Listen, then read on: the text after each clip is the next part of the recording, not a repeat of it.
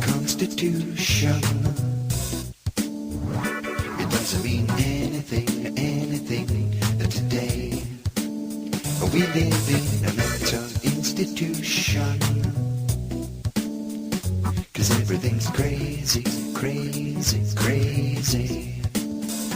They're doing away with borders. It's a new world. It's a new day. There's a new world order coming to your town. You better get ready. You better get ready. It's a new day.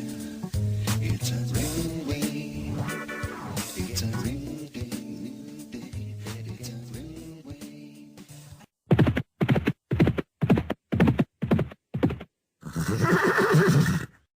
I'm Wild Bill. I just rode into town, and so I say, look out, all you bad guys out there. I'm fixing to blow the whistle on all your evil plans. Oh, yes, indeed. It's Saturday night, and you are not going to believe what I've got for you right here on Revolution Radio. Who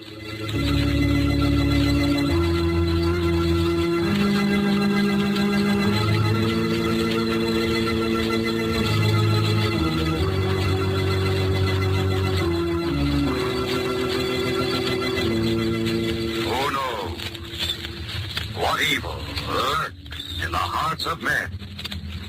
The shadow knows. That's right. That's right. Welcome to the Samsel Report. Coming to you live from my personal isolation tank right here in St. Louis, Missouri. Okay? All right, so I tell you what, let's get this here show on the road.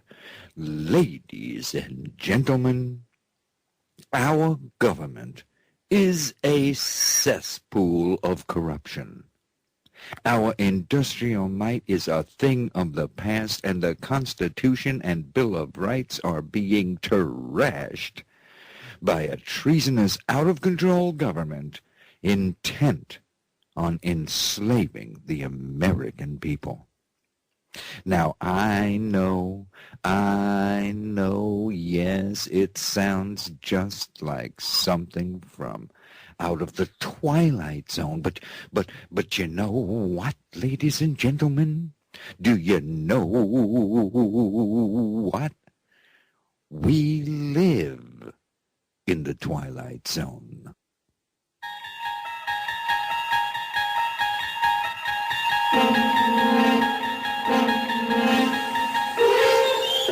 You're traveling through another dimension, a dimension not only of sight and sound, but of mind. You're moving into a land of both shadow and substance. You are bombarded by the conditioning illusion projected forth by corporate and government-controlled mass media. A world of mind-controlled automatons, unable to think or speak out or stand up for themselves. You're entering a world where everything is just the opposite of what you think it is.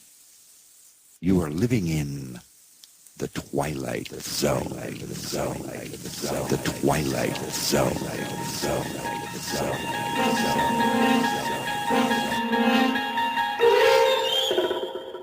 Oh, yes, indeed. We live in the Twilight Zone, ladies and gentlemen.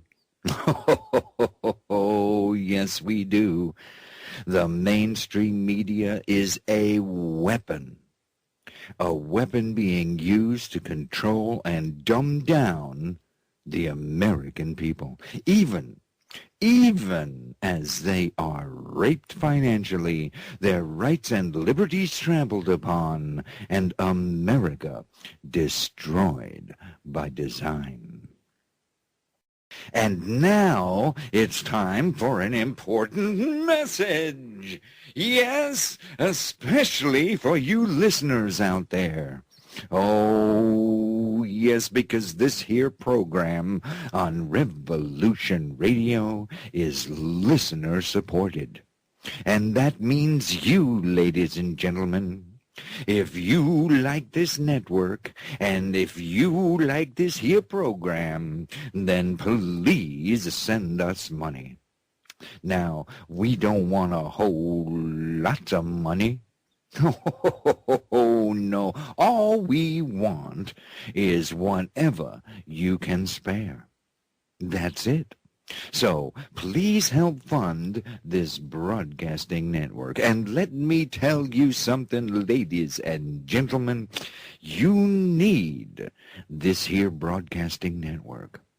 Revolution Radio is the voice of truth and freedom that you won't hear anywhere else. So, please help to support informative, entertaining, fabulously original, innovative, cutting-edge, enlightening, and mind-expanding programs just like this one. That's right.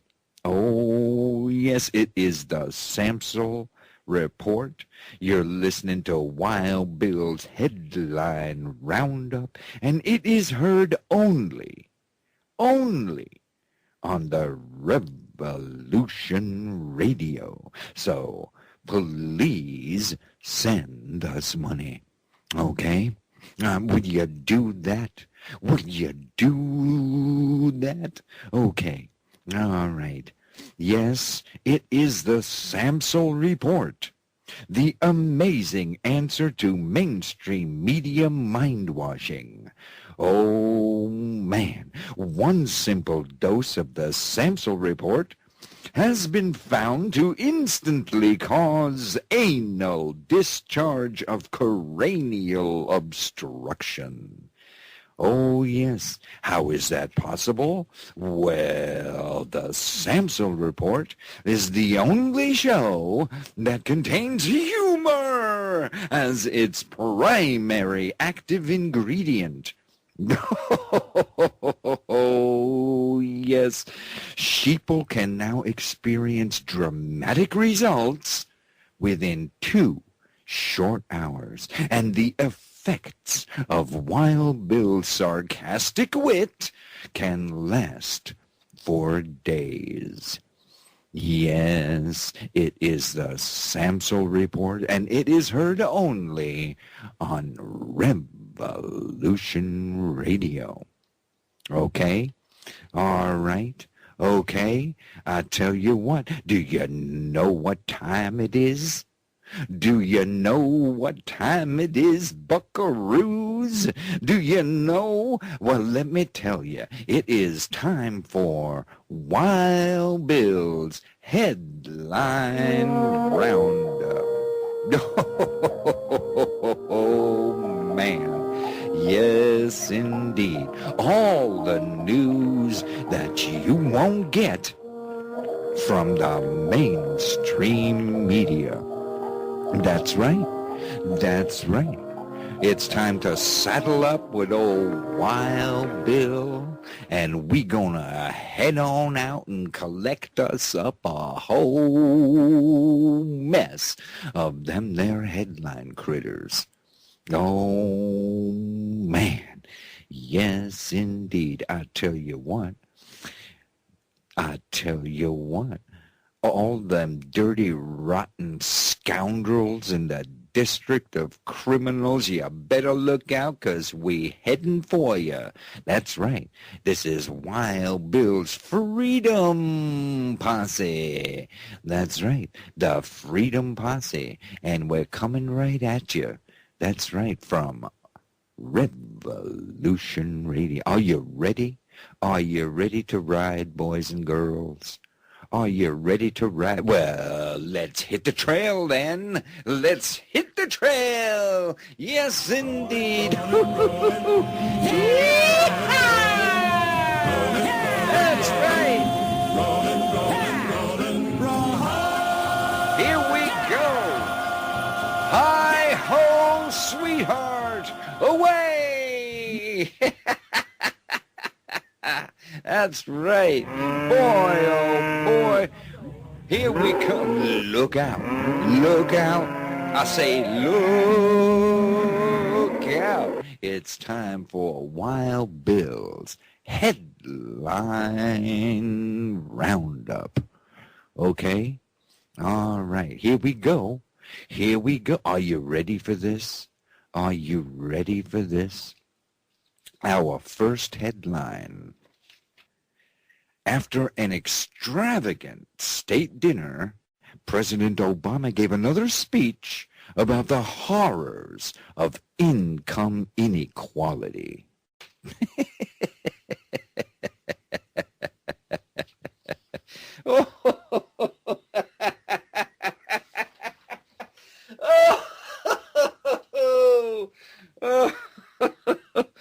Oh, man. That's our first headline. Okay? Are you ready for this? Ever notice that everything that goes on in Washington is like one big joke on the American people? Well, here's an example. First, the setup. Last night, the president of France and the Obamas and 350 of their closest friends dined on caviar and quail eggs, dried, aged ribeye steaks served with blue cheese, charred shallots, oyster mushrooms, and braised chard. They dined in a gigantic tent that was lavishly decorated to replicate a Monet painting of spring in sunny France. Oh, yes. For dessert, they enjoyed cake made with chocolate from Hawaii, Florida tangerines, and cotton candy dusted with orange zest. Michelle Obama wore a designer dress estimated to have cost $12,000. It was designed by Carolina Herrera. Oh, yes. And the whole affair was estimated to cost the United States taxpayers over $45,000. Oh, yes, you heard right, a $45,000 dinner. Now here's the punchline. The next day, President Obama gave another speech about the horrors of income inequality. Oh, yes. Now, how do you like them apples? How do you like them apples? Let's take that one, stick it right in the corral where it belongs, huh? What do you say? Get on in, get your extravagant state dinner for the president of France. Get on in there. And then you talk about income inequality. Man, I'm just speechless, ladies and gentlemen. I'm speechless. I'm speechless here. That's right. That's right. Man, oh man, oh man. Well, what do you think of them apples? Do you want to hear another one? Do you want to hear another one? Okay, all right, how about this one? Michelle's dogs apparently dine on China and Crystal. Oh, yes. Oh, yes, indeed. Poverty and unemployment are near record levels. The economy is stalled. A record 47 million Americans are on food stamps. Yet aides for the First Lady Michelle Obama tweeted out a picture of her two dogs apparently dining at a table laid with crystal and china. Oh, man. Apparently,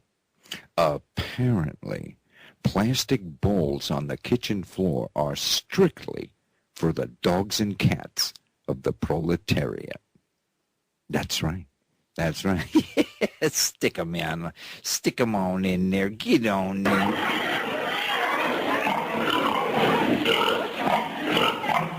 Get on in there. There's Michelle over there, and there's the president of France over there, and there's Obama. There's Obama over there. Man, look at that. Look at him. Look at him. Look at him. Get on in there. Get on in there. Man, oh man, I tell you what. Is it me, ladies and gentlemen? Am I losing it or what? Huh? Okay, let us continue on with Wild Bill's Headline Roundup. Our next headline: Homeland Security to purchase 141,000 rounds of sniper ammo. Oh, man. The Department of Homeland Security is buying more bullets with a solicitation for over 141,000 rounds of sniper ammunition. Oh, yes. Oh, yes, so-called zombie hunter bullets designed for deadly long-range capabilities. Man, I tell you what, DHS says it's buying ammo in bulk to save money. That's right. Besides, it's for target practice. That's why they need well over 2 billion rounds.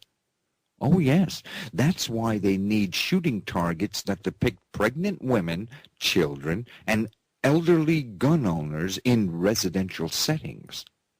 Oh, man. Oh, yes. So there you go. It's all to keep you safe and secure, ladies and gentlemen. That's right. That's right. Get on in there with your homeland security. Get on in there with all your 1,041,000 rounds for the bullets. Oh, get on in there. Okay. All right. There you have it. There you go. Okay? Let us continue now with the headline roundup. All right? Our next headline: EPA's clean coal rule would increase power prices by 70 to 80%. Oh, that's right. You heard right. Yes, indeed. In order to comply with the Obama administration's new clean coal rules, energy producers will have to charge us up the wazoo for energy. Oh, yes. Isn't that great? Isn't that something else?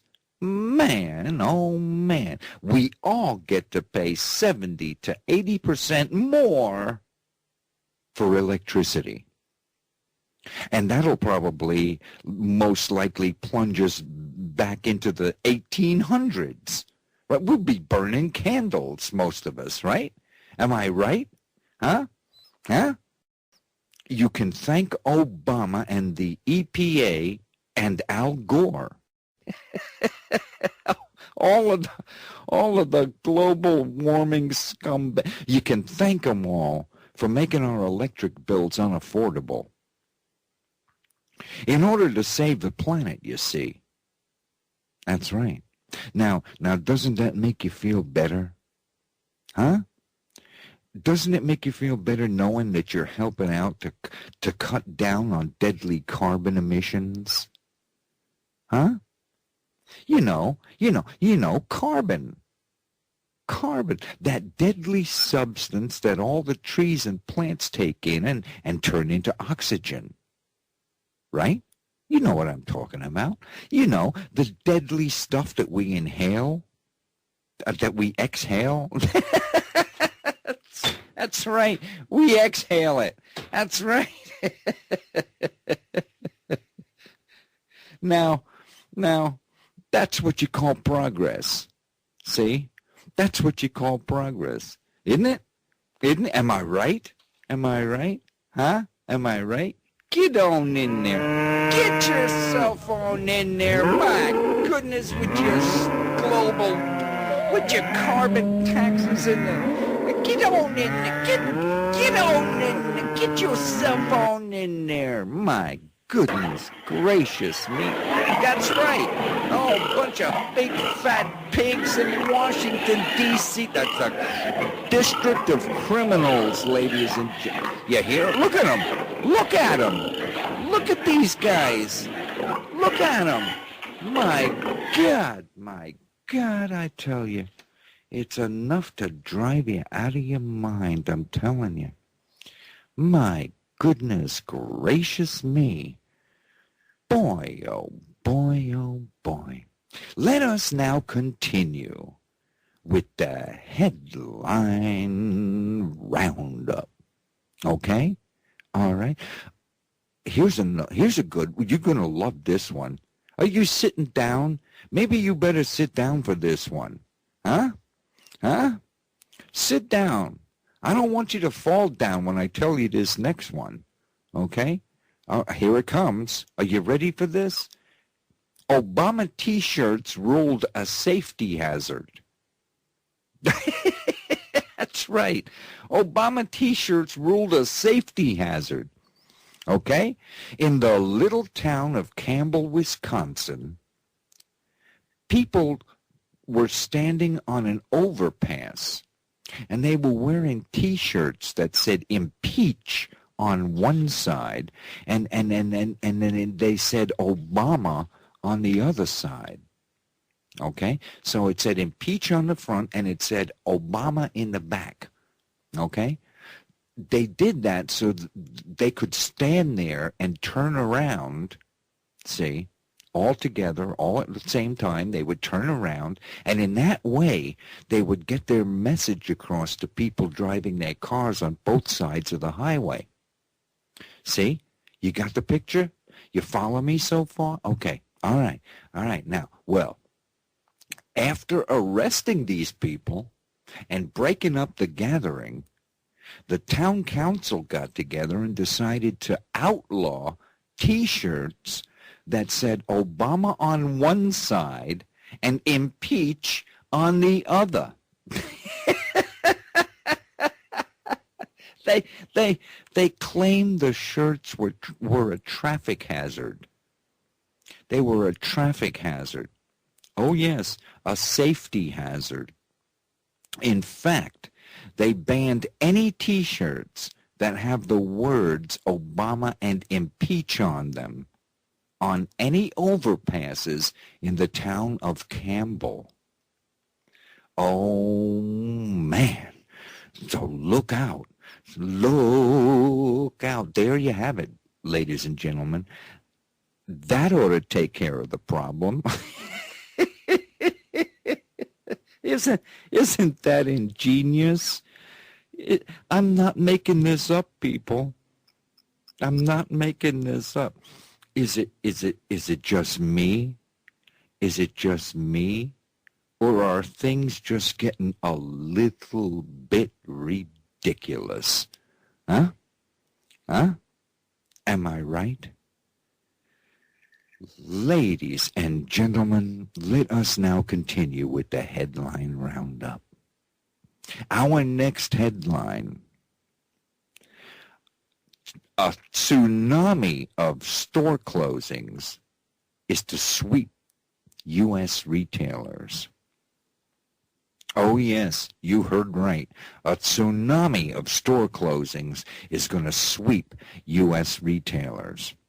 Several U.S. retailers have announced that in 2014, they will be closing stores all across the country, showing that retailers expect continued contraction in the economy instead of growth for the foreseeable future. That's right. That's right. CNBC recently reported that such retailers as Sears, J.C. Penney's, and Macy's are all announcing a wave of store closings. Other retailers like Sam's and Target are laying off thousands. Radio Shack is closing 500 stores, ladies and gentlemen. Office Max and Office Depot are closing stores and laying off people too. So how do you like them apples? Experts also predict that this is just the beginning, and they expect many other retailers to announce job cuts and store closings. Now, if you remember correctly, back during the holiday season, I said, wait till the first quarter of the new year, when all the retailers come out with the numbers for their holiday sales. I said that back during the holiday season. Well, I tell you what, the media tells the public that holiday sales are up. What? Well then, why are all these retailers closing stores and laying off people? I'll tell you why. Because this economy is going straight down the tubes. Oh yes, people are not spending money. No matter what Washington and the mainstream media says, the economy is improving? It's improving? It's all a bunch of bullshit, people. That's right. That's right. Everybody is going broke. And it's all going to get a whole lot worse. Oh, yes. And the criminal, dirty rats in Washington and the criminal, dirty rats in the media are feeding us all a line of crap, ladies and gentlemen. Oh, yes, they are. Yes, they are. Get on in there with your line of crap. I tell you what. Get on in there, laying people off left and right all over the place. Get on in there, my God. I tell you what, it is unbelievable. Unbelievable. Yes, indeed. What was that? What did you say? What was that? Okay, all right, okay, all right.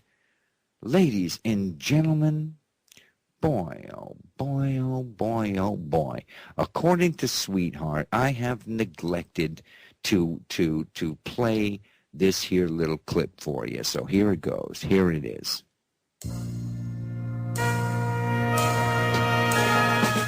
Yes, it's Charlie Danger, private detective. Charlie Danger, defender of the Constitution. And now, Charlie Danger, private detective.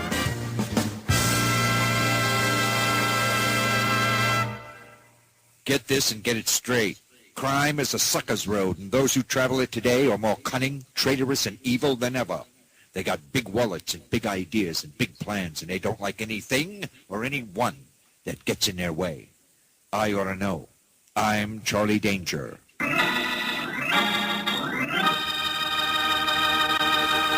It was a cold, windy day as I sat behind my desk in my cozy little office waiting for a phone to ring that lately hadn't been ringing enough. I sat staring blankly at the wall, listening to the sultry sound of the sax player down the hall practicing for his next weekend's gig. I was trying to decide if I should get up and fix myself yet another drink.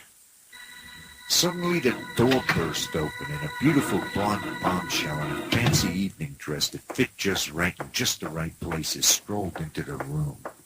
She stood there in her spiked heels looking utterly gorgeous and at the same time a little bit dangerous.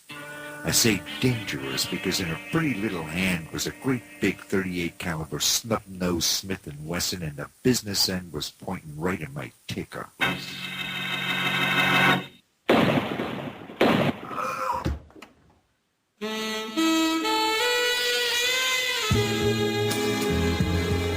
Yes, there are now 4 Charlie Danger adventures to choose from. Go to hiddenmysteries.com. That's hiddenmysteries.com.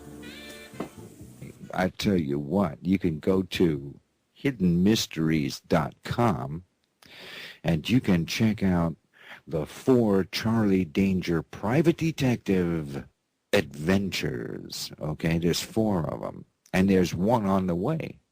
There's a new one on the way. That's right. It's called Dead and Dead Again.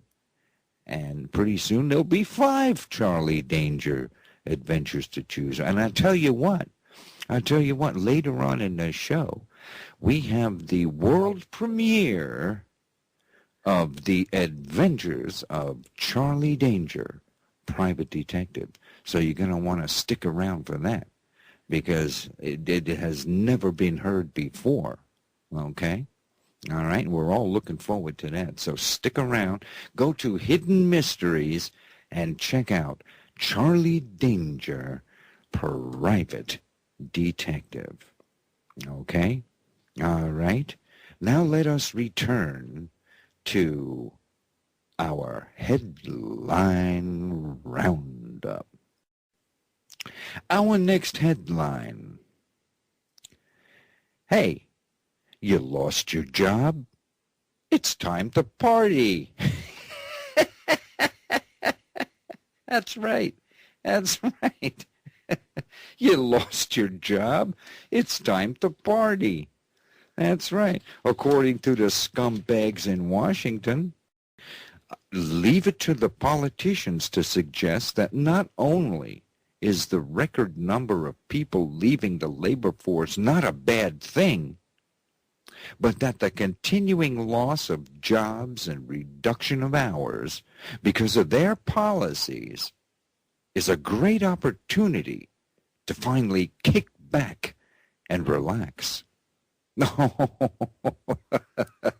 that's right. The words being thrown around Washington have changed from people being fired to people being freed from a job. Oh, yes. Republican Keith Ellison on This Week with George Stephanopoulos. That's right.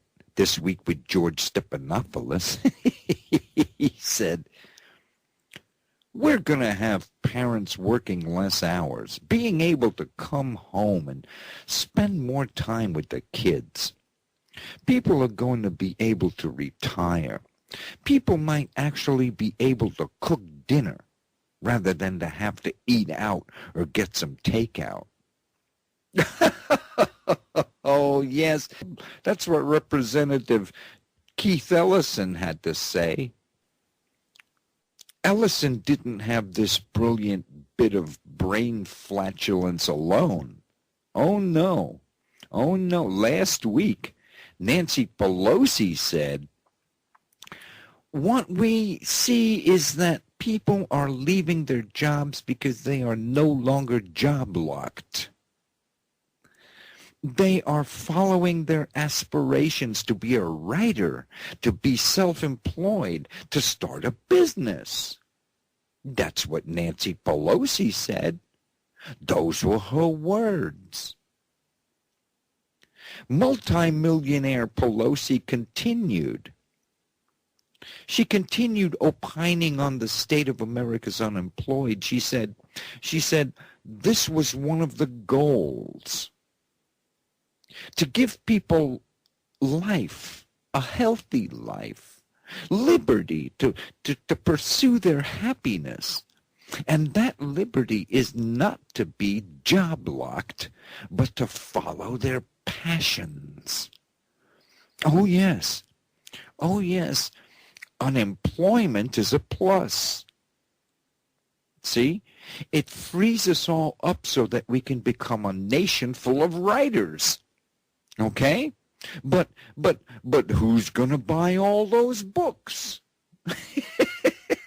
So take it from Pelosi and Ellison. Unemployment can be a good thing. Just think of all the time you'll have on your hands to go out and follow your dreams. Be a writer. Be an artist. Be what you've always wanted to be. After all, money isn't everything, you know. That's right. Be a starving musician, an out-of-work actor, a depressed stand-up comic. You can eat out of garbage cans, sleep out under the stars. You can turn tricks in the red light district. Just think of it as an opportunity to make a lifestyle change. You know, it's never too late to start all over again from square one. So you're broke. So you're homeless. So your kids are going hungry. So what? So what? You can feel sorry for yourself, or you can view it as an opportunity to explore new horizons, try new things, experience new experiences. After all, it's a brave new world. It's a brave new world. Am I right, Nancy? Am I right? That's right. That's right. That's right. Man, oh man, we live in the Twilight Zone, ladies and gentlemen. That's right. That's right. Oh, now, come on now. Who left the gate open? Who left the gate open? Come on now. We're trying to do a program here. Now, where are you going? Where are you going? Now, hold on a minute. Hold on a minute. What are you talking about? No, we can't do that yet. We can't do Oh, come on, we can't do that yet, I said. We have to wait until later on in the program, okay? She wants me to put on the Charlie Danger thing. I said we got to wait until after. We got to wait until after We got to wait until after the program. We got to wait until later, okay? All right? Let's continue on with the headline roundup, okay? Can we do that? Our next headline. Osama bin Laden death photos were ordered destroyed by top U.S. commander following Freedom of Information Act request. Okay? All right. Are you ready for this? On Monday, it was revealed by the nonprofit legal group Judicial Watch that after the 2011 raid, which allegedly killed Osama bin Laden, the head of U.S. Special Operations, Admiral William McRaven, ordered all photos of the corpse to be destroyed. Oh, yes. According to Judicial Watch, the order came just hours after the organization filed a Freedom of Information Act request seeking photos of the deceased Osama bin Laden. Now, I wonder why they would order those photos to be destroyed. You ever wonder? I wonder. You would think everybody would want to see Osama dead, wouldn't you? Wouldn't you think? Don't you think the government would be proud of those pictures? Could it be because the whole operation was nothing but horse manure? Huh? Horse manure? That's right, horse manure. Ladies and gentlemen, I tell you what. Let's take that one. Let's take that one and put it where it belongs, okay? Put it where it belongs. Yeah, get out of here with your little fairy tales that you come up with here. I tell you what, that's where it belongs, right down the old porcelain commode. Oh, yes. Oh, yes. I tell you what, let's continue with the headline roundup. Okay? Okay, are you ready for this? Here's our next headline. The American Humanist Association demands that students stop feeding starving kids. Oh, yes. Oh, yes. Stop feeding starving children, or else. That's right. The American Humanist Association sent that message to a school in Robbinsdale, Minnesota, accusing them of violating the Constitution by allowing students to participate in a community service project at a church. Oh, yes, you heard right. It turns out that's where they were involved in the preparation of meals for impoverished children in Haiti. Oh, yes, they went to the church to prepare the meals for the impoverished children in Haiti. The humanists got their britches in a bunch after the family of a student at the School of Engineering and Arts objected to the project being held at Calvary Lutheran Church. Oh, yes. Oh, yes, the school has clearly violated the Establishment Clause. That's what AHA attorney Monica Miller wrote in a threatening letter to the school and district officials. Oh, yes, that's what she said. By sending public school children under your authority to a religious environment, to work with a religious organization that is on a religious mission, that is clearly a violation of the principle of the separation of church and state. That's what she said. That's what she said. The attorney for the American Humanist Association. That's what she said. Well, I tell you what, the atheists got all upset. They got all upset. There they were, trembling at the sight of the cross, as they tried to avert their eyes, lest they soil themselves and spontaneously combust. Oh, yeah. I tell you what, okay? I tell you what. You dirty, rotten atheist scumbags, the religious mission was to feed starving kids. That's right. You got a problem with that? You got a problem with that? Nobody else does. You got nothing better to do? How about if you shut your big mouth and let good people do the good works for those in need? Huh? Huh? Why don't you go crawl back under a rock where you came from? Okay? All right? I tell you, people, things just keep getting curiouser and curiouser, don't they? It's getting crazy out there, people. Why, you wouldn't believe half the stuff that I come across every week in putting this here program together. Why, it is just ridiculous. It is just ridiculous. I tell you what, man, oh man, ladies and gentlemen, we live in the Twilight Zone. Oh, yes, we do. That's right. That's right. We live in the Twilight Zone, ladies and gentlemen. free your mind, and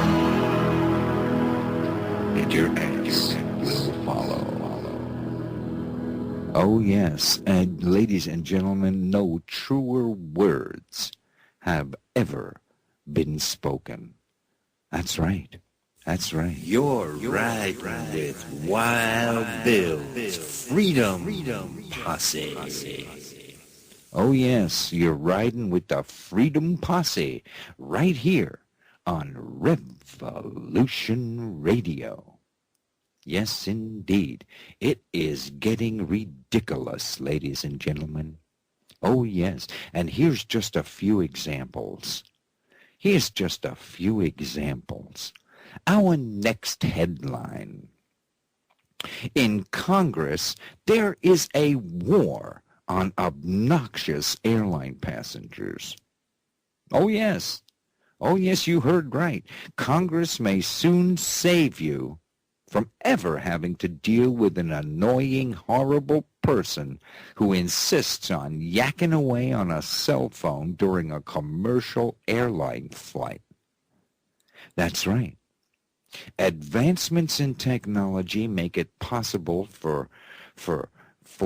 to hold voice conversations at 35,000 feet. That's right, a practice that some lawmakers on both sides of the aisle want to stamp out before it starts. Oh, yes, Senator Dianne Feinstein and Senator Lamar Alexandra introduced a bill. They introduced a bill.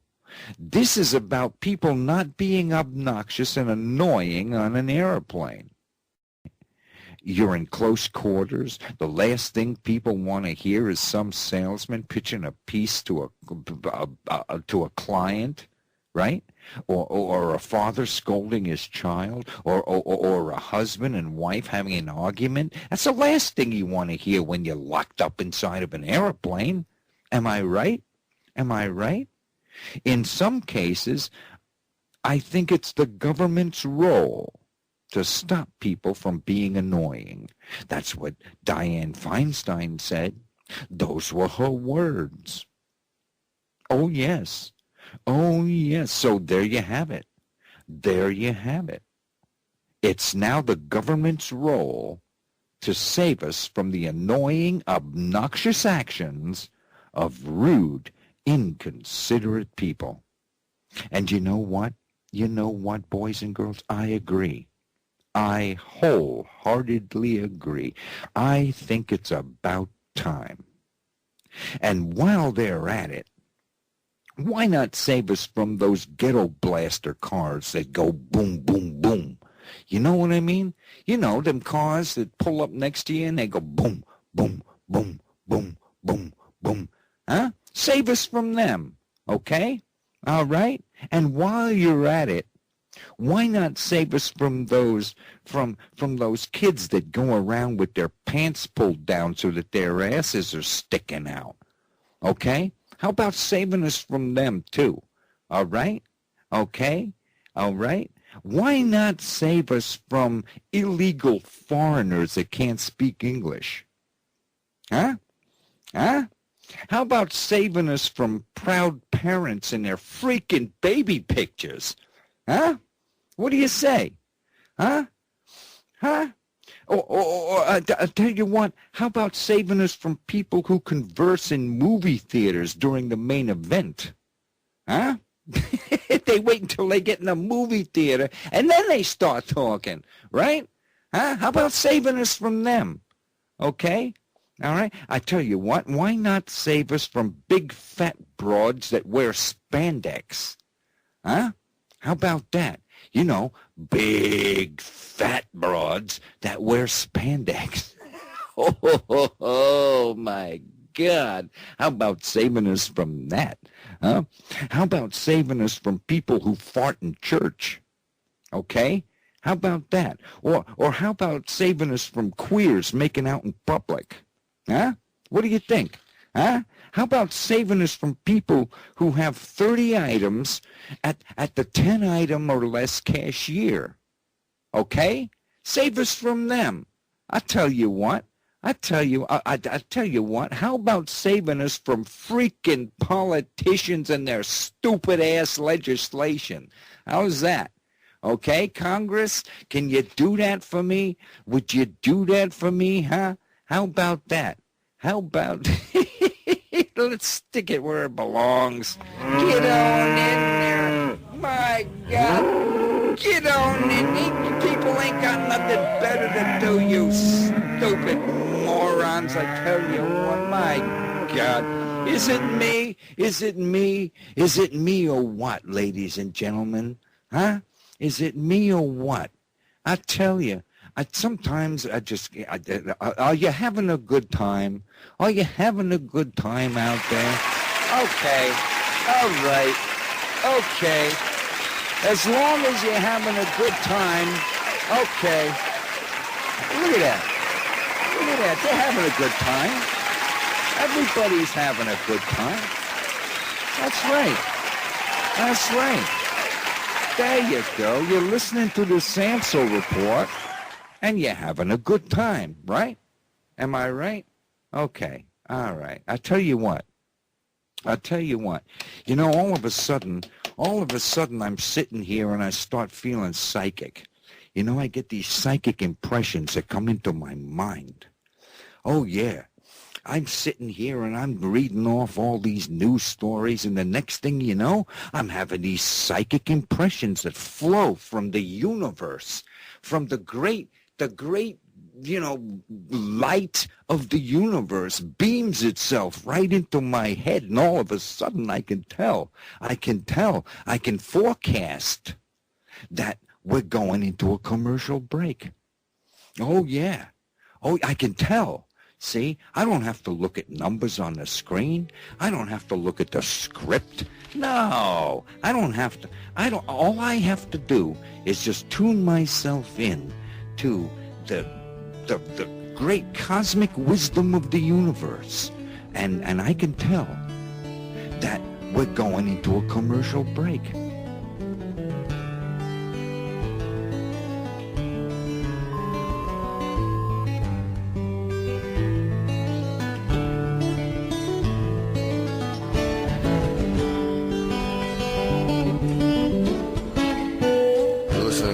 Radio at freedomslips.com, and we'll be right back after this message.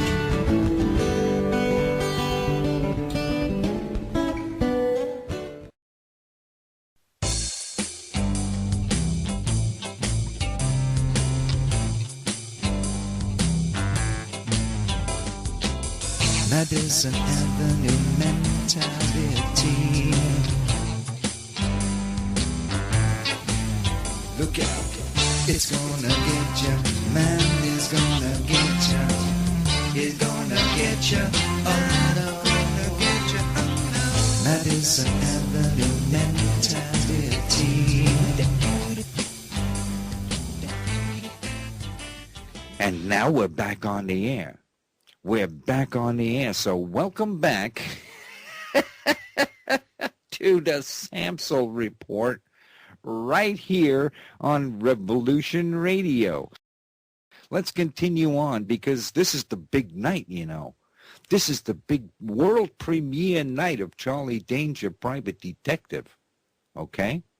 So, I tell you what. Let's get off as many headlines as we can here. Okay? All right? Our next headline, blacks at UCLA call correcting their grammar racist. Okay? You got that? Are you with me? Okay? A group of students of color held a sit-in to protest being corrected by their professor. Oh, yes. They whined about the racism of being offered constructive criticism of their lack of grammar, spelling, and punctuation. That's right. That's right. Claiming to be aggrieved minority students, these spoiled brats proved that they haven't got enough brains to realize that they can't speak, read, or write proper English. Okay? They issued a statement, all right? And the statement read, it said, us students don't needs to be victims of some racist professor what thinks we don't talk no good. Like, we don't ask to be embarrassed like that 'cause we black. We can talk just fine, and we got rights. We demand that hoe be fired. That's right. That's what their statement consisted of, ladies and gentlemen. When asked by the media for a statement, the English professor simply broke out in uncontrollable laughter.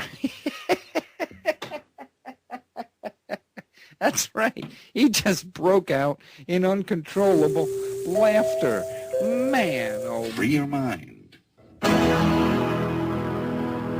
And your ass will follow. Oh, that's right. That's right. How did that get in there? I didn't put that in there. Who put that in there? Who put that in there? Man, oh. What did you say? Oh, now hold on. We can't do that yet. We got a couple of headlines here. Okay, all right, okay, all right. Okay, all right. She wants me to do the Charlie Danger thing. Okay? But we can't do that yet. Okay? We still have more to go here. All right? Okay? All right, our next headline. Our next headline. New survey reveals that 1 in 4 Americans thinks that the sun revolves around the earth. Now do you believe that? Can you believe that? 1 in 4 Americans thinks that the sun revolves around the earth. I mean, it's unbelievable, isn't it? Isn't it?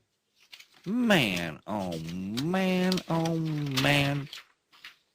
A quarter of Americans surveyed could not correctly answer that the earth revolves around the sun and not the other way around, according to a report out Friday from the National Science Foundation. Okay? All right? The survey of 2,200 people in the United States was conducted by the NSF and released on Friday at an annual meeting of the American Association for the Advancement of Science in Chicago. Okay, you with me so far? Okay, to the question, does the earth go around the sun or does the sun go around the earth? 26% of those surveyed answered incorrectly. They answered incorrectly. Now, can you believe that? Is it any wonder that this country is in trouble, people? We're surrounded by brain-dead zombie sheeple that couldn't figure their way out of a paper sack. You know what I'm saying? They couldn't think their way out of somebody else's house. You know what I'm saying? They couldn't reason their way out of an elevator.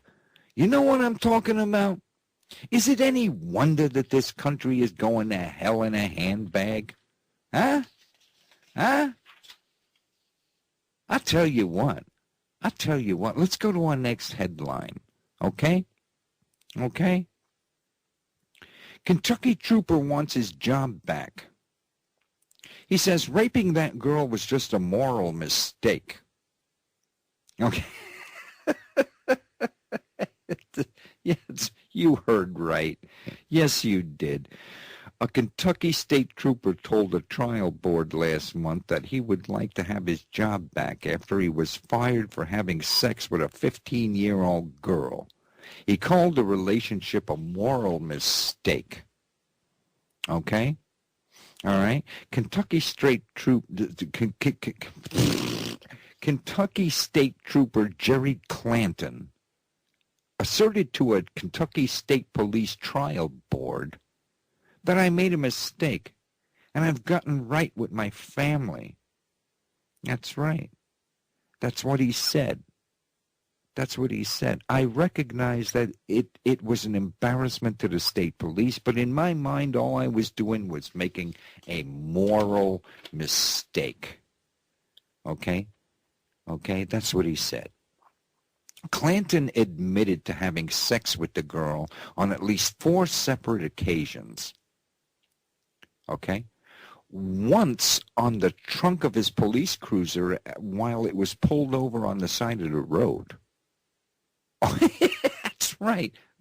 On the trunk of his police cruiser on the side of the road. Investigators believe that a Brandenburg officer and a Breckinridge County Sheriff's deputy also had sex with the girl. Now, in the end, the trial board declined to give Clanton his job back. They said, no, we're not going to give you your job back. Okay? So there you have it. There you go. There you have it. Sounds like that wasn't her first rodeo. You know what I'm talking? You know what I'm saying?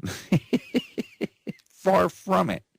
Evidently, this little girl's been around the block a few times. Apparently, this kid can't resist a uniform.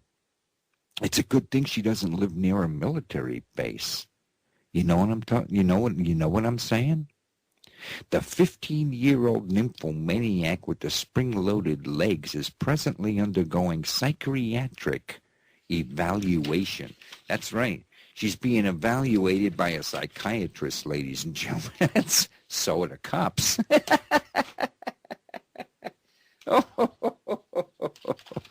Man, oh man, oh man! I tell you what, we live in the twilight zone, ladies and gentlemen. We live in the twilight zone. Oh yes, oh yes.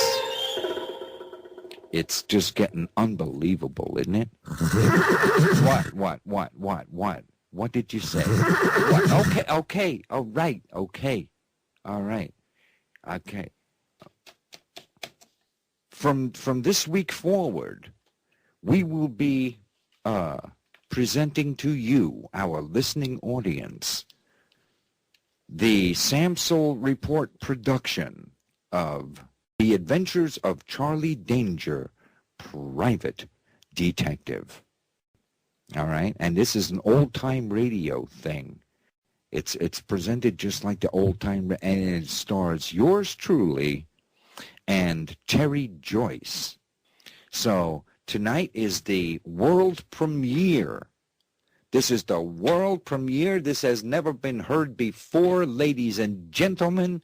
And from now on, every week or every other week, it depends. It depends. Everything's falling apart here. It depends on if I can get this stuff put together in time, okay? But we will be hearing continuing episodes of The Adventures of Charlie Danger every week on the Samsel Report right here. I now present to you the continuing adventures of Charlie Danger, Private Detective.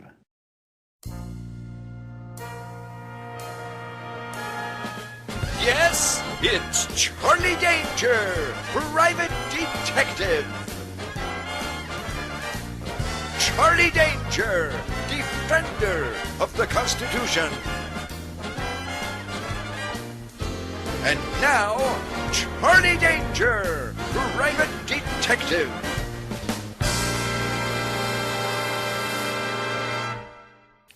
It was a cold, windy day as I sat behind my desk in my cozy little office waiting for a phone to ring that lately hadn't been ringing enough. I sat staring blankly at the wall, listening to the sultry sound of the sax player down the hall practicing for his next weekend's gig. I was trying to decide if I should get up and fix myself yet another drink. Suddenly the door burst open, and a beautiful blonde bombshell in a fancy evening dress that fit just right in just the right places strolled into the room. She stood there in her spiked heels looking utterly gorgeous and at the same time a little bit dangerous. I say dangerous because in her pretty little hand was a great big .38 caliber snub-nosed Smith & Wesson, and the business end was pointing right at my ticker. Are you Charlie Danger? That all depends, baby. What's up with all the firepower? She looked at me with a perfect set of great big blue-green eyes. It's a precaution, Mr. Danger. Her voice was low and sexy. I'm a little nervous lately. Maybe we ought to talk about it. Sit yourself down, beautiful. Making sure to keep the barrel of that .38 pointed right at my heart, she slowly seated herself down, crossing her legs. Those were some legs, too, shaped just right and wrapped in nylon. I need your help, Mr. Danger. But first, I need to know if I can trust you. Well, you can put away that pea shooter, baby, and then you can start by giving me something to go on. She shrugged and put the gun away in her purse while casually switching her legs around. I'm talking extortion, high crimes, blackmail, slavery, high treason, and murder, Mr. Danger. Are you up to it? Look, I'm gonna level with you, baby. If you tell me what you got, I'll help you if I can. Otherwise, you're barking up the wrong tree. Look, Mr. Danger, it all has to do with Big Brother and secret government and a plot to bring down the entire United States and install a one-world government and a new world order. She took out a cigarette from a silver case, placed it in a long ebony cigarette holder, and looked at me expectantly. I got up, came around the desk, struck a match and held it out to her as she lit up and puffed out a blue cloud of smoke that just sort of lingered in the air. You said a mouthful, baby, but you need to be a whole lot more specific. Her smile disappeared. Sure thing, Danger. How about the biggest financial heist in the history of mankind? Baby, you're way out there. A blush of anger spread over her face. That's just it, Danger. She pointed a perfectly manicured forefinger at me. You're being ripped off. We're all being ripped off. You and me and every other dumb sucker in this country. Tell me something I don't know already, baby. Have you noticed that you can't afford a frickin' thing anymore, Danger? Your money is worthless. You just keep busting your ass all the time, but you're falling behind, while everything else is going to hell around you. I snuffed out my cigarette in one of them cheap aluminum ashtrays I pick up from the local dives. You're talking crazy, baby. Why don't you try being on the level with me? Suddenly all the anger and emotion she'd been holding back seemed to burst out of her in one big gush. What's the matter, Danger? Don't you get it? It's all a part of a plan to bring us down. You, me, and all the little people. All of the decent, good, honest people out there, Mr. Danger. Why? Because a bunch of dirty, rotten rats can't get enough, and they want it all. Stop it, baby. You're breaking my heart. Just how do I figure into the picture? She sat there looking at me with those big blue bedroom eyes and smiled. Word on the street has it that you're an okay guy, Danger. I hear you're the kind of guy that won't sit still for that kind of crap. There was something about her that I couldn't quite put my finger on. At least not from where I sat. Okay, baby, you win. I get $75 a day plus expenses. She reached into her purse, pulled out 3 crisp $100 bills and slid them across my desk. We'll just call this a retainer. She got up and headed for the door, then paused and smiled back at me seductively. You play your cards right, mister, and you might get a whole lot more. I'll be seeing you. With that said, she made her exit, the door slamming shut behind her. She was gone just like that. Still, the scent of her perfume lingered in the room. And then, all of a sudden, all hell broke loose. 3 bullets came slashing through the window behind me. They were so close I felt them buzz right past my head. One took out my desk lamp. The other 2 buried themselves in the wall. And then, as if that weren't enough, 3 more bullets came whizzing through the glass of my office door. They buried themselves in the front of my desk. It seemed like things were starting off with a bang, all right. I dove for the floor and lay there as several more bullets buzzed through the air. When the smoke and dust settled, I threw on my hat and coat and very cautiously made my way to the street in my second-hand Nash convertible. I got in the car and headed to the Flamingo Bar and Grill over on 46th Street. The guy who ran the joint was a man named Joe who knew everything and everybody. I parked the Nash and went inside where it was dark and smoky and full of foul smells and lonely, down-and-out people burying their sorrows at the bottom of a bottle. I stepped up to the bar and was greeted by the man himself. "Hey, Mr. Danger, my favorite shamus." Joe, the bartender, overweight and sloppy, was polishing glasses with a dirty old towel. "You're the man, Joe." "You want the usual, Mr. Danger?" "Sure thing, Joe." I slid a 10 spot on the bar in front of him. "Tell me something, Joe. What's the word out on the street?"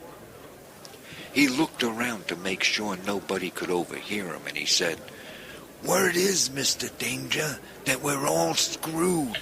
You and me and all the rest of them dupes out there.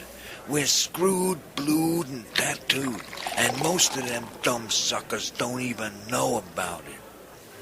I took a sip of the scotch he handed me. That's when I figured. "What's it all about, Mr. Danger?" I pulled out a cigarette.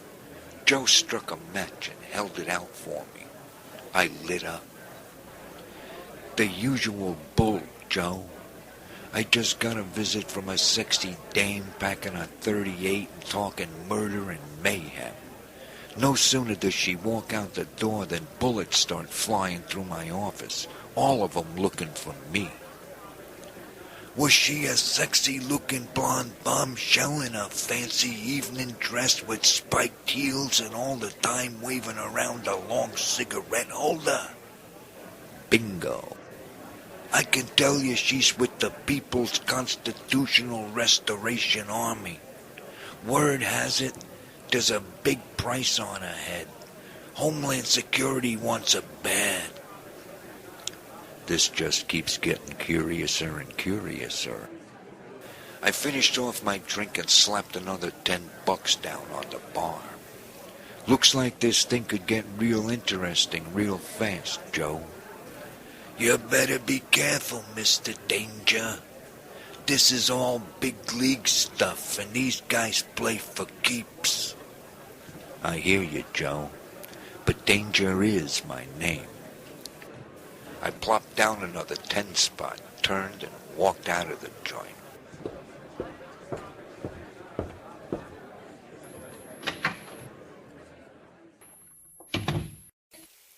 I got in my car and started heading down 41st Street.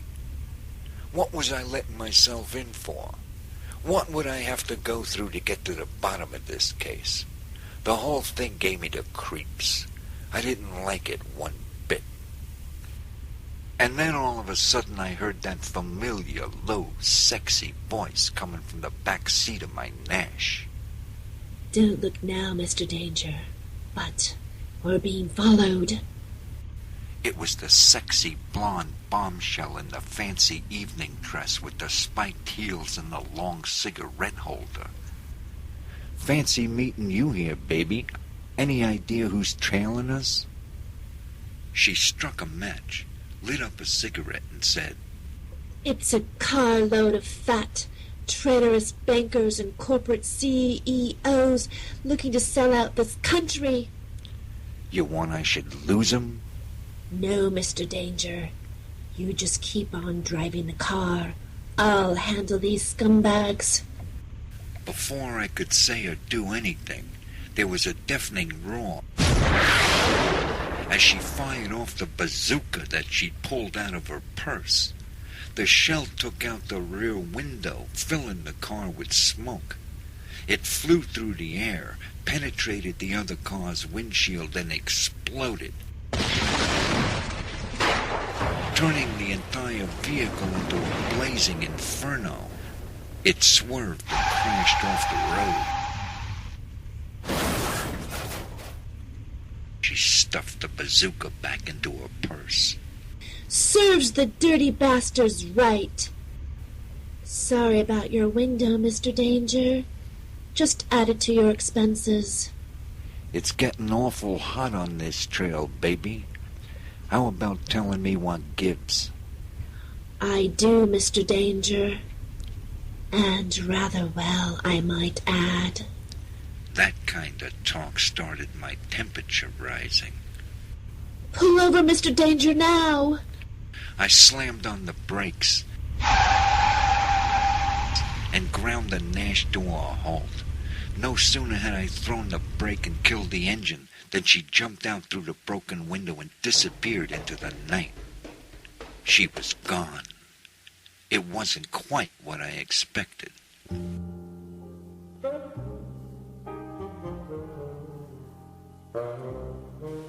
So there I sat, on the side of the road, alone in my Nash with the rear window blown out.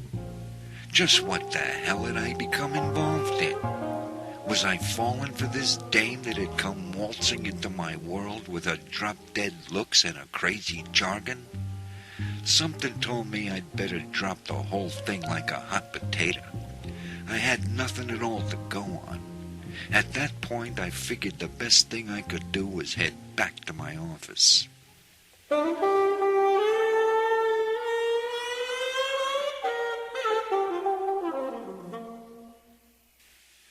As I parked the car, I wondered how much it was going to cost to replace the rear window. In the elevator on the way to my floor, all I could think of was the mystery woman. Who was she? What was her game? Why come to me? I walked through my bullet-riddled door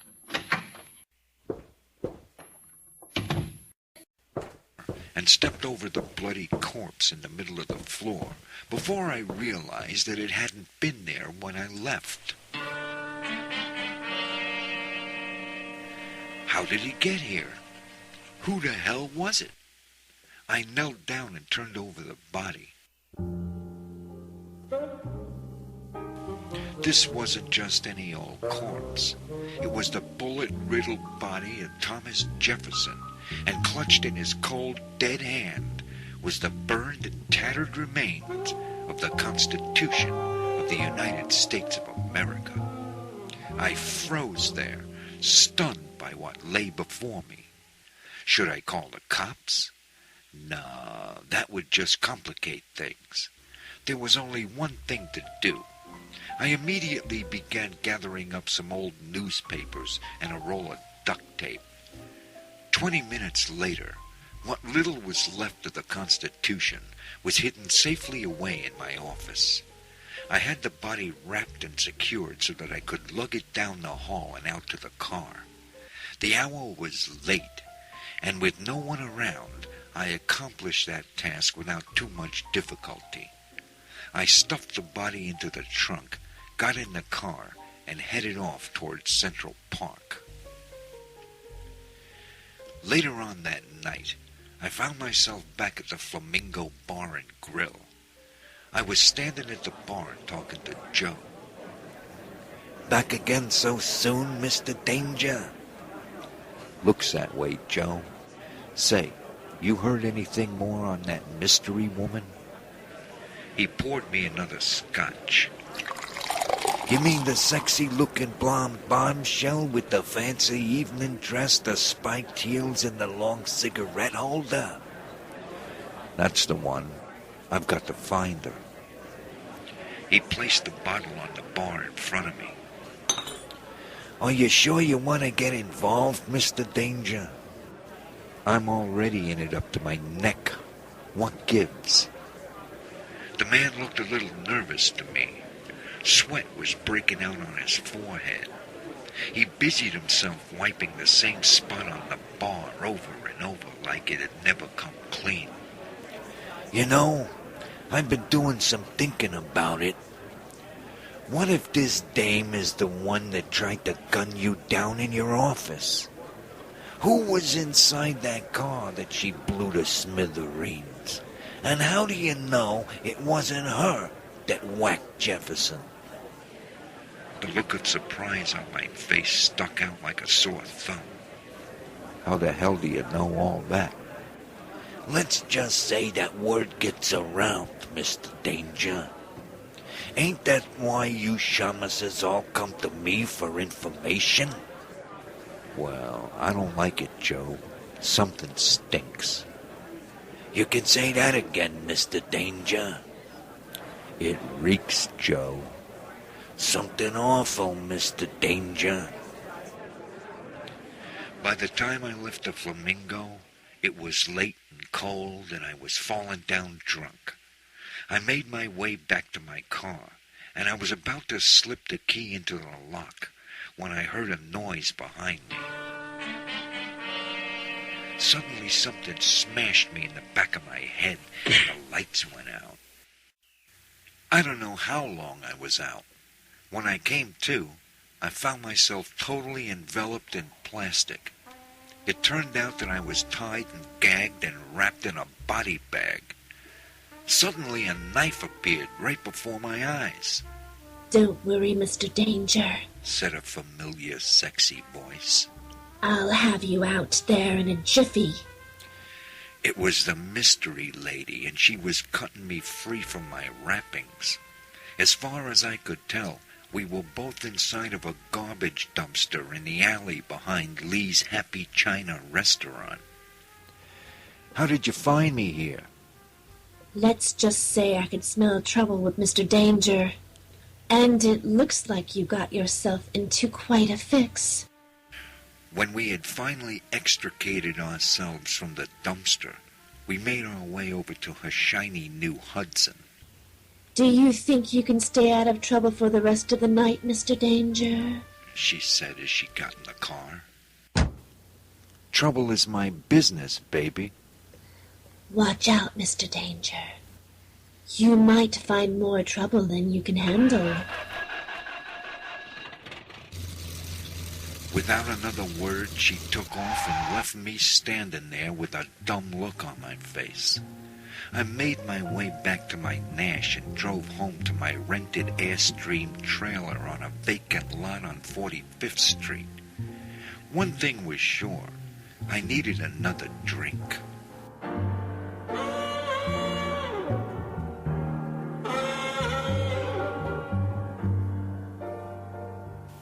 Once at my place, I poured my drink, splashed some cold water in my face, and had a change of clothes.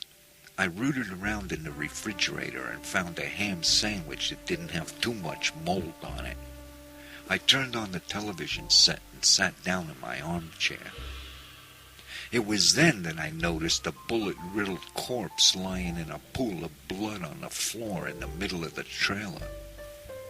I knelt down and turned over the body. It wasn't just any old bullet-riddled corpse. I couldn't believe what lay there in front of me. The bloody corpse on the floor was none other than that of Paul Revere. Somebody had taken a machine gun to him. There was a bloody note clasped tightly in his hand. I pried it loose and read it. It gave me the creeps. to Mr. Charles Danger. One, if by economic collapse. Two, if by false flag terrorism. He had obviously been trying to warn me of something. Who had murdered this man? How did Paul Revere's note fit into the picture? What could it possibly have to do with my mysterious new client? How was I going to get rid of the body? I immediately started looking around for some old newspapers and duct tape.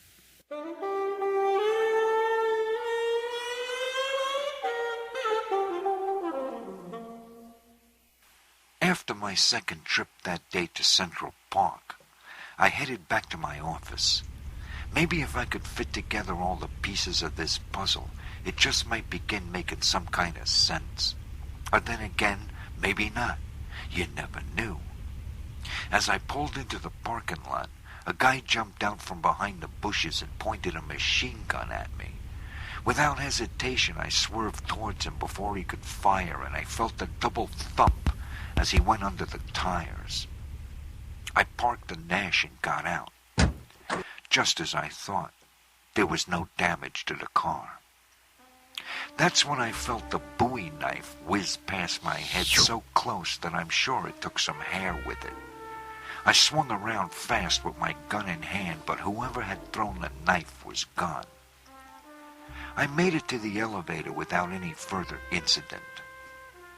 When the door opened, I stepped inside and pushed the button for the 5th floor. The elevator started to move, and it was only then that I noticed the bloody, bullet-riddled body that lay crumpled and dead in the corner of the elevator.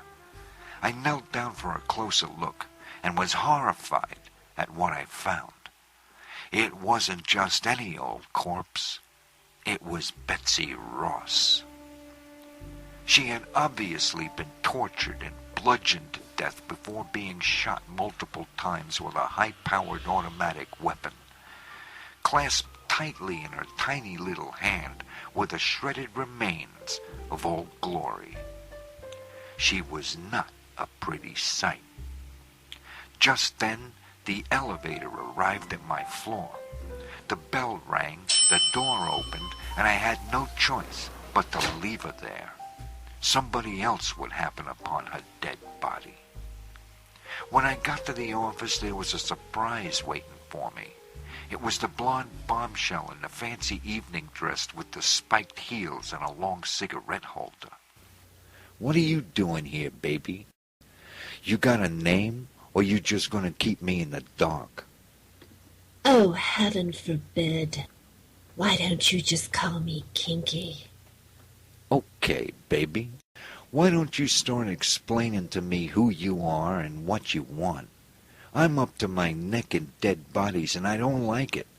And besides that, somebody's trying awfully hard to bump me off, and I don't like that either. It's time to come clean, sister, because my patience is starting to wear thin. She looked at me with those great big beautiful eyes that could melt a man's heart just like an ice cream bar in a blast furnace. Keep your pants on, Danger.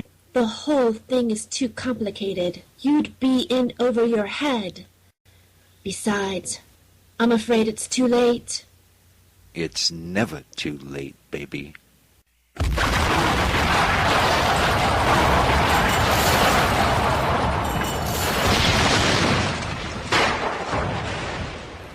The explosion came as a complete surprise.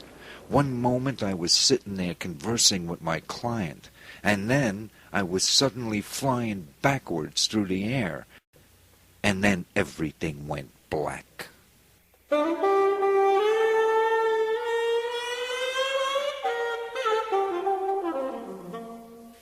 When I finally came to, I found myself lying on the floor covered with debris in what used to be my office.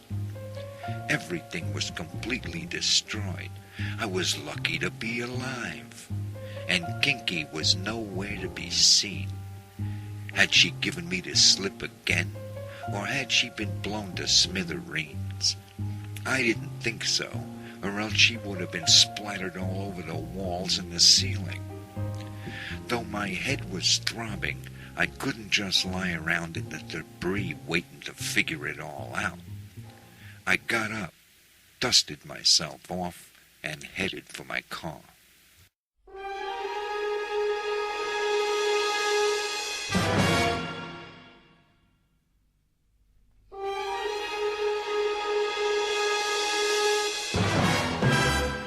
I finally got back to my rented Airstream on the vacant lot on 45th Street. What with exploding offices, missing gorgeous bombshells, and one hell of a headache, I wasn't feeling quite up to par. You can imagine my surprise when I walked in the door and found a stranger sitting in my easy chair reading a late edition of the New York Times. His dress was peculiar. He was smoking a pipe, and when he spoke, I knew right off that he was a limey. You must be Charles Danger. Allow me to introduce myself. I am Sherlock Holmes, and I've come all the way from London on a matter of the utmost urgency. Well, I'm glad you made yourself right at home, Mr. Holmes. But how's about you cut the chatter and get to the point? I've had a hard day, and it looks like it's about to get even worse. I took off what was left of my hat and coat and poured myself another drink. My curious trailer guest neatly folded and laid aside the newspaper. Mr. Danger, according to these most recent reports, a Miss Kinky McGuire is being sought by your NYPD in connection to several murders and her involvement in some sort of classified international intrigue. I threw back a stiff belt of scotch and poured myself another one. Look, bodies have been piling up ever since she waltzed into my office. It seems like somebody doesn't want me snooping around. What's the dope? I highly suspect that she is Lady Eleanor Chittlesworth. She slipped out of London 3 months ago after attempting to kill the Prime Minister, the Queen, and several members of Parliament. Sounds like a real nice kid.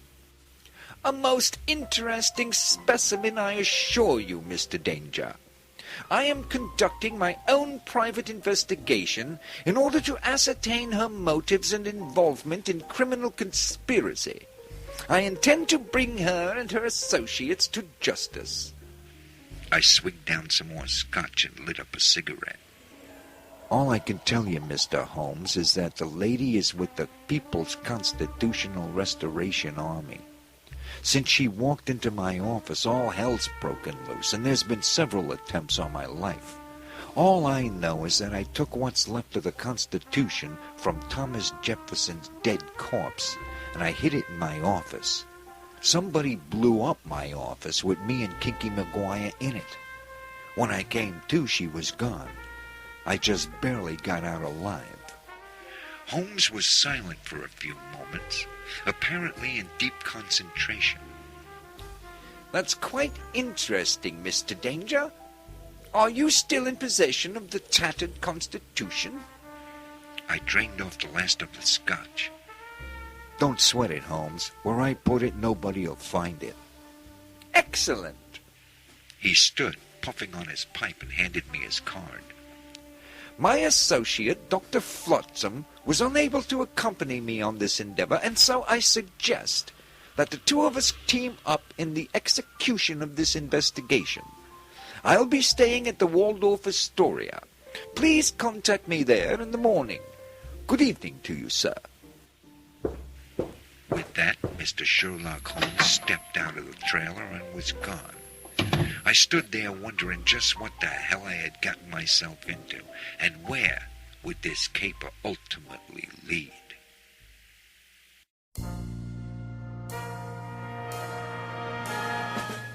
Yes, you've been listening to Charlie Danger, Private Detective.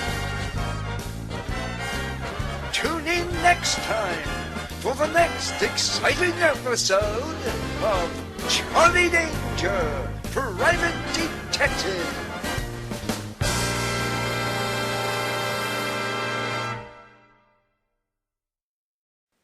And there you have it, ladies and gentlemen, the world premiere of The Adventures of Charlie Danger, Private Detective. Yes, indeed, ladies and gentlemen. Are you having a good time out there? Did you enjoy the Charlie Danger thing? Oh, man, oh, man, oh, man. Boy, oh, boy. I tell you what, if you go to hiddenmysteries.com, I played the Charlie Danger. Okay, all right, okay. You can go to hiddenmysteries.com where you can get your very own copy of Charlie Danger, Private Detective. Okay? And tune in next week because, God willing, we will have the second episode of Charlie Danger, Private Detective. Okay? And we will continue on into the future having Charlie Danger, Private Detective. So you're going to want to be here to experience the Charlie Danger old-time radio program. Ladies and gentlemen, okay, I know the show is about over. I know that, okay? I know that. All right, okay. Okay, be here next week, ladies and gentlemen, for the Samsel Report. Be here and because you don't want to miss the Samsel Report next week, okay?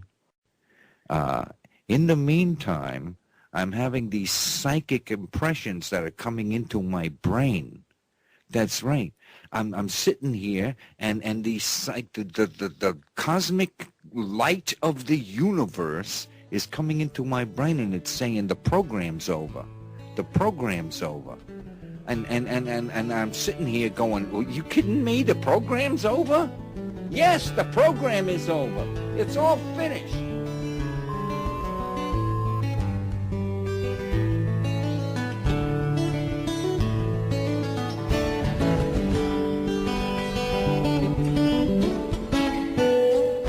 Revolution Radio at freedomslips.com. And we'll be right back after this message.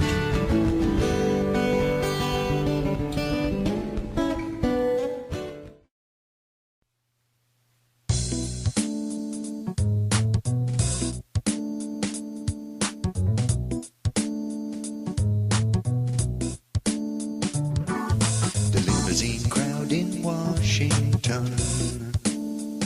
You can't believe anything they say. They sell you the globalistic notion. You got to integrate everything today. I tell you, the people don't seem aware at all. Too many other things to do. And everything is falling down for the deaf, dumb, and blind. They're doing away with borders. It's a new world. It's a new day. There's a new world order coming to your town. You better get ready. They burned the Constitution. It doesn't mean anything today. We live in a mental institution. 'Cause everything's crazy, crazy. Nobody wants to share at all. And people worship money. And everything is breaking down. And everybody's shaking down.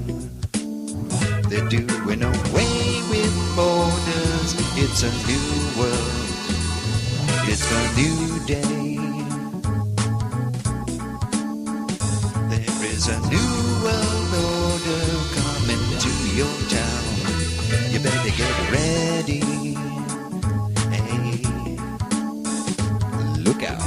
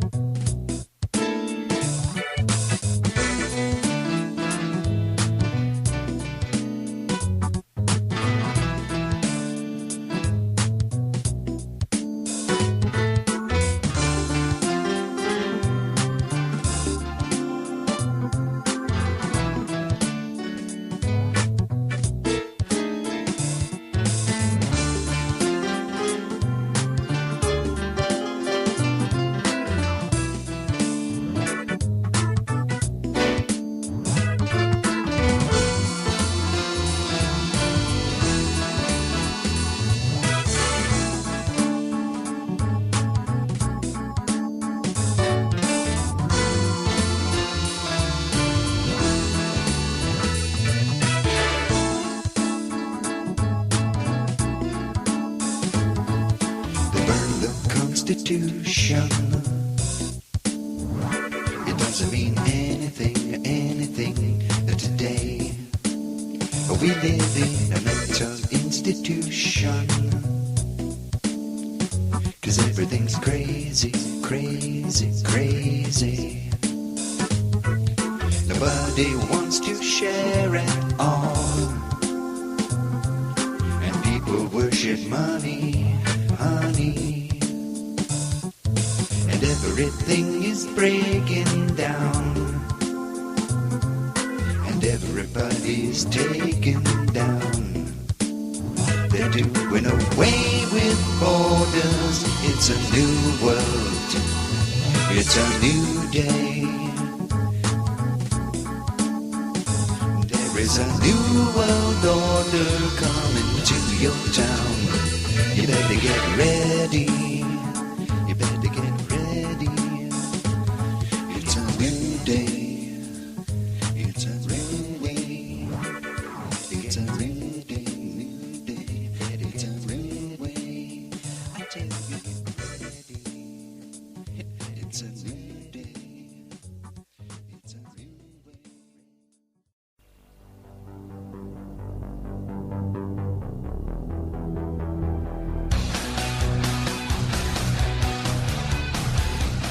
Listening to Revolution Radio at freedomslips.com. We are awake. We will not be deterred. We shall find the truth.